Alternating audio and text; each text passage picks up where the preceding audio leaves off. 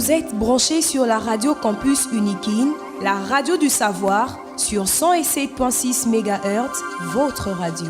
Bonjour et bienvenue dans ce journal au sommaire. En séjour à Rabat, la première ministre Judith Suminwa a effectué une visite à la résidence de la veuve de l'ancien président de la RDC, ex-Zaïre Bobila Dawa. La chef du gouvernement a expliqué l'objectif de cette rencontre.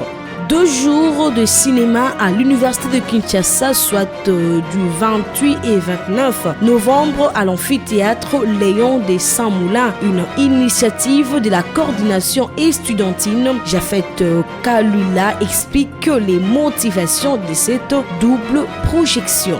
Début, c'est mercredi 27 novembre de la 26e édition de la Coupe d'Afrique féminine de handball au gymnase du stade de Martyrs. Excellentes conditions d'écoute à tous et à toutes à la présentation Divine Mbala.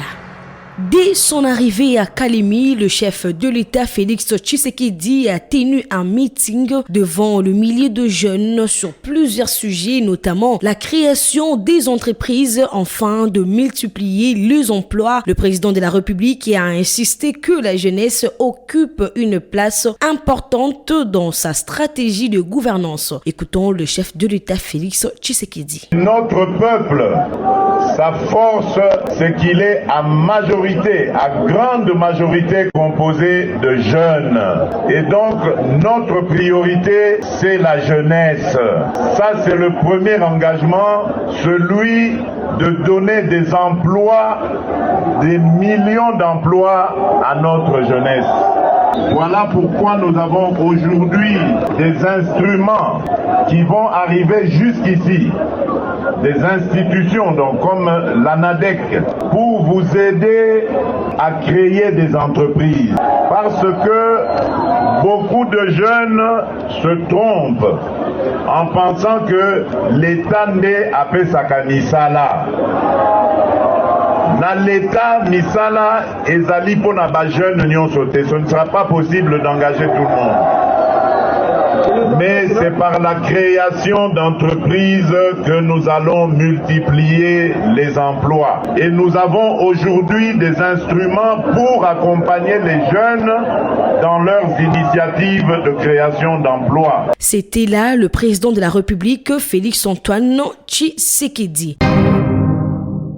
En séjour à Rabat pour prendre part au forum MEDEIS et le renforcement de relations bilatérales entre la RDC et le Maroc, la première ministre Judith Suminwa Toulouka a effectué une visite de curiosité à la résidence de Bobila Dawa, veuve de l'ancien président Mobutu. La chef du gouvernement a affirmé que cette visite s'inscrit dans une démarche de reconnaissance de figures qui ont marqué l'histoire du pays. On écoute la première ministre Judith Suminwa. À partir du moment où, dans mon programme, je rencontre les Congolais de Rabat, je ne pouvais pas ne pas rencontrer Maman Bobila Dawa. Elle a quand même été une figure importante dans notre pays et c'était, je pense, juste de pouvoir la voir et d'échanger avec elle. Elle a porté les couleurs de notre pays. Elle continue d'ailleurs à les porter. Vous voyez, hein, maman est là dans sa tenue congolaise, en pagne, etc. Et je pense que c'était important de pouvoir la rencontrer, d'échanger avec elle. Elle m'a donné des bons conseils en tant que maman. Et je pense que pour moi, c'était l'essentiel. Après un échange de plus d'une heure entre la première ministre Judith Suminwa Toulouka et la veuve de l'ancien président Mobutu, Bobila Dawa, cette dernière a exprimé son profond désir de retourner en République démocratique du Congo, son pays natal. Cependant, l'ancienne première dame du Zaïre insiste sur la nécessité d'un accueil respectueux qui reflète son statut. On écoute Bobila Dawa. Quand on a lundi na télévision te ba nommé premier ministre moi si na CPA ki koleka na on a CPA boite ba mususu nyonso to ba nomaka ba mibai na mona kai zaenda wa mal meta ba nommé moi si na deta oyo motema na ngai lingi yangwana basi bande basimba kalibota soko tai maram soki ba na kati ya gouvernement ba mibai ba zai 6 basi pe 6 même boka si bonga kala basi bayebi kosala mosala koleka bino yango ananga na yebisaki etango akomi ka bona be mama na sepelaki komona te mwasi akomi premier ministre nazali pressé ya kozonga mboka nasila yebisi mama nazali pressé kozonga mboka mais nalala libanda te MC premier ministre te so nazongi kisasa ifuna la na ndako nanga moko. De propos recueillis par nos confrères de la radio Top Congo FM. Après le ministère de la Justice et Garde de Sceaux, place aux états généraux des entreprises du portefeuille de l'État qui se tiendront du 9 au 14 décembre 2024 au centre financier de Kinshasa. Au cours de ces états généraux du portefeuille, plusieurs questions seront abordées, notamment la gouvernance, la mauvaise gestion et l'approche stratégique du gouvernement vis-à-vis des entreprises.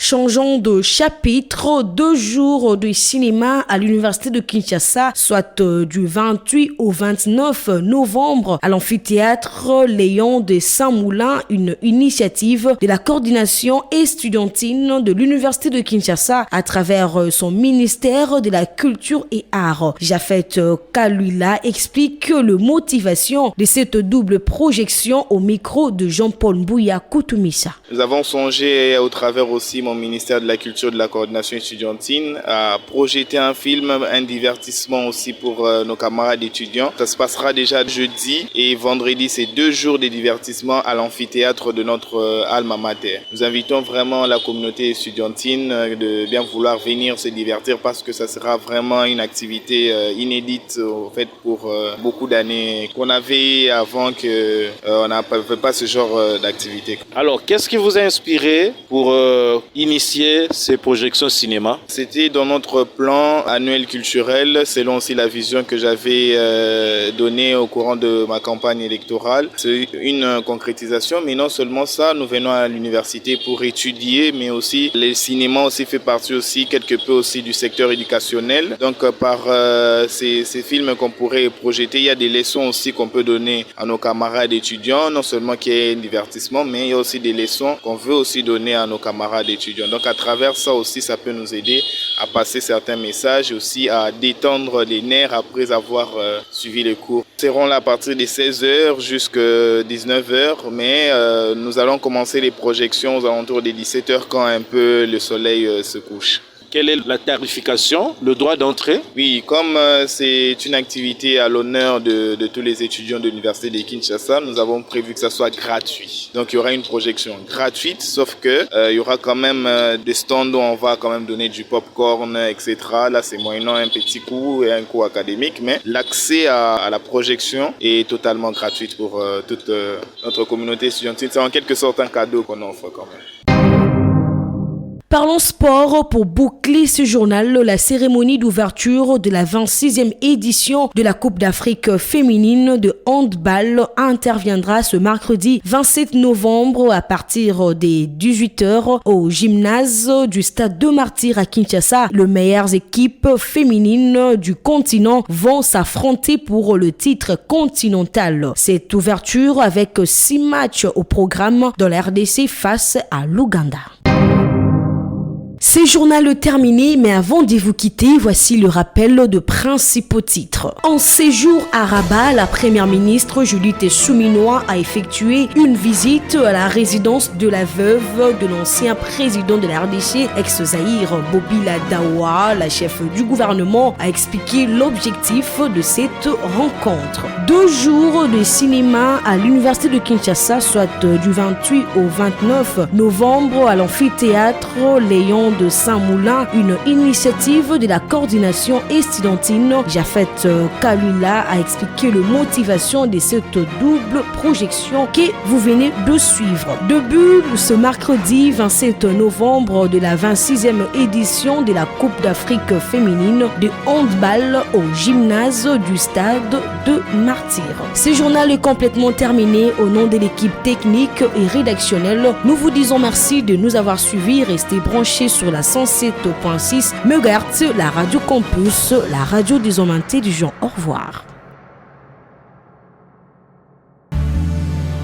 Vous êtes branchés sur la radio campus Unikin, la radio du savoir, sur 107.6 MHz, votre radio.